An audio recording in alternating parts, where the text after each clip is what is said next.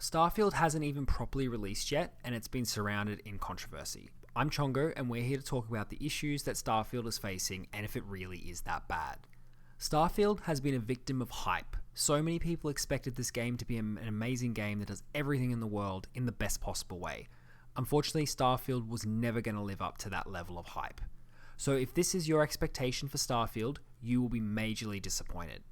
If you're unsure of what Starfield is, I'll start with what it isn't. Starfield isn't the best space sim, and it isn't No Man's Sky with 18 million billion planets. It has areas on planets that could have more for you to interact with. You aren't able to manually land or take off with your ship, like you can in other games like No Man's Sky. You will eventually hit boundaries if you're exploring a planet for a decent amount of time one way. Do these issues mean the game is terrible and not worth your time at all? Well, that depends on what you want out of this game. If your expectations are crushed with what I've just said, Starfield isn't the game for you and I would not recommend playing it. If you're going into this expecting No Man's Sky by Bethesda, you shouldn't be playing.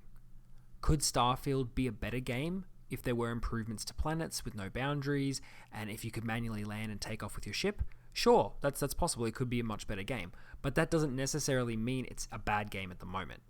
What Starfield is it's a Bethesda game. You have an in-depth skill system, missions, side missions that you can complete interacting with characters, have storylines, you have fun combat and gameplay with a looting system. You can build bases, you can hire people to be on your crew for your ship, you can become a pirate and smuggle and sell your contraband. You basically have Oblivion in space. That's what the front of this game should read.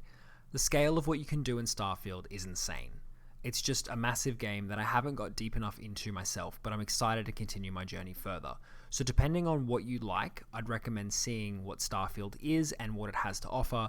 And if it's something that interests you, so if you've liked previous Bethesda games and you found that fun, then you should give it a shot. And since it's a Game Pass title, it's very easy to sort of sign up to Game Pass and then test it out and give it a shot.